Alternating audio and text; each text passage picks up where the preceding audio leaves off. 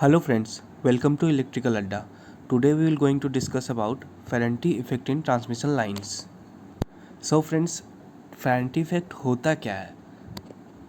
Medium या long transmission lines में under the light load condition और नो लोड कंडीशन जब रिसीविंग एंड का वोल्टेज सेंडिंग एंड से ज़्यादा हो जाता है, रिसीविंग एंड का वोल्टेज सेंडिंग एंड से ज़्यादा मतलब जितना हम भेज रहे हैं उससे ज़्यादा अगर हमें आउटपुट में मिल जा रहा है इनपुट से ज़्यादा अंडर नो लोड और लाइट लोड कंडीशन, इस फेनोमेनन या इस इफ़ेक्ट को हम क्या कहते हैं?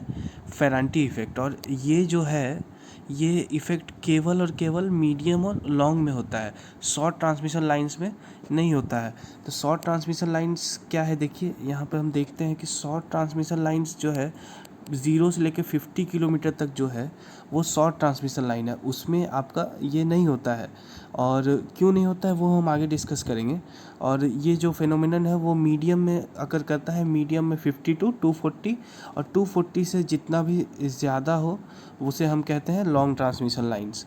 ये एमसीक्यू भी आप नोट कर लीजिए कि अंडर नो लोड और लाइट लोड कंडीशन ये एक हो गया, और मीडियम और लॉन्ग में होता है, शॉर्ट में नहीं होता है फेरांटी इफ़ेक्ट। ये भी एक एमसीक्यू इम्पॉर्टेंट है। और शॉर्ट ट्रांसमिशन में जो डिस्टेंस है 0 से 50 शॉर्ट का हो गया, और मीडियम के लिए 50 टू 240 हो गया, और 240 से अबव जो है वो लॉन्ग के लिए हो गया। ये भी एक काफ़ी इंपॉर्टेंट एमसीक्यूज़ है। और शॉर्ट ट्रांसमिशन में होता क्यों नहीं है? क्योंकि हम शॉर्ट ट्रांसमिशन में जो शंट कैपेसिटेंस है उसे हम नेगलेक्ट कर देते हैं। केवल इसी वजह से शॉर्ट ट्रांसमिशन में फेरांटी इफ़ेक्ट होता नहीं है। और जैसा कि हमने कहा कंडीशंस क्या क्या हैं इसमें, ऑपरेटेड अंडर नो लोड और लाइट लोड कंडीशन, और ट्रांसमिशन जो है केवल लॉन्ग और मीडियम में ये इफ़ेक्ट देखने को मिलता है, शॉर्ट में बिल्कुल ही नहीं होता है। चलिए सबसे इम्पॉर्टेंट पॉइंट को अब डिस्कस करते हैं कि हमारा रीज़न क्या है, मेन रीज़न क्या है ये फेरांटी इफ़ेक्ट होने के पीछे। तो यहाँ पे देख सकते हैं ये एक ट्रांसमिशन लाइन है, देखिए ये एक ट्रांसमिशन लाइन है। अब ये दो मेटेलिक कंडक्टर हैं, ओके, ये दो कंडक्टर है और ये एक एयर है, इस रीजन में तो एयर है। तो यहाँ पे एक कैपेसिटेंस का फॉर्मेशन हो रहा है। एयर जो है वो डाइलेक्ट्रिक मीडियम की तरह बिहेव कर रहा है, और ये दो स्ट्रिप्स जो है ये एक तरह से आपका कैपेसिटेंस का फॉर्मेशन कर दे रहा है। और इसी कैपेसिटेंस की वजह से यहाँ पर एक चार्जिंग करंट का डेवलपमेंट हो रहा है, और जहाँ करंट है वहाँ पे ड्रॉप होगा। करंट है तो V equal to I R. तो ये जो ड्रॉप हुआ, इस ड्रॉप की वजह से वोल्टेज, मतलब इस करंट की वजह से वोल्टेज का ड्रॉप हुआ यहाँ।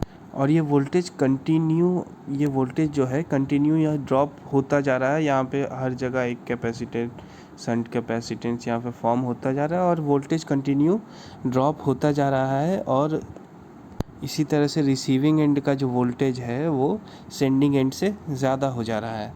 जैसे हम यहाँ डेफिनेशन वाइज भी यहाँ से आपको और क्लियर हो जाएगा। तो capacitor charging current leads to voltage drop. मैंने जैसा कहा कि वोल्टेज का ड्रॉप हो रहा है, वोल्टेज का ड्रॉप होता जा रहा है लाइन कंडक्टर में, और जैसे जैसे वो लाइन कंडक्टर में वोल्टेज ड्रॉप होता जाएगा ये continuously increasing and adding as we move towards the load. और इसी तरह से क्या हो रहा है कि रिसीविंग एंड का वोल्टेज जो है सेंडिंग एंड से ज़्यादा हो जा रहा है। तो रीज़न हमें काफ़ी अच्छी तरह से क्लियर हो चुका है।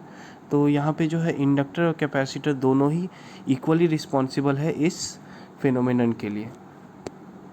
अब फेरेंटी इफ़ेक्ट को हम रिड्यूस कैसे करेंगे, फेरेंटी इफ़ेक्ट को कम कैसे करेंगे? फेरेंटी इफ़ेक्ट को कम करने के लिए हमें शंट कंपनसेशन डिवाइसेस का यूज़ करना होगा रिसीविंग एंड में।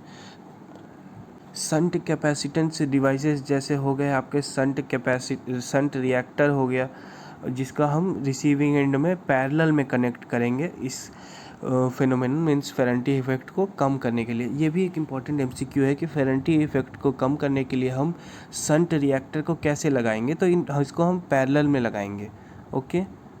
और इन जनरल अगर 300 किलोमीटर का एक लाइन है और 50 हर्ट्ज उस पर सप्लाई किया जा रहा है, और नो लोड या लाइट लोड कंडीशन में है, तो 5% हम उसे रिसीविंग एंड में ज़्यादा कंसीडर करते हैं। फ्रेंड्स आज के लिए इतना ही। Thanks for the watching my video. Please like share and subscribe electrical Adda for more informative videos. Thanks.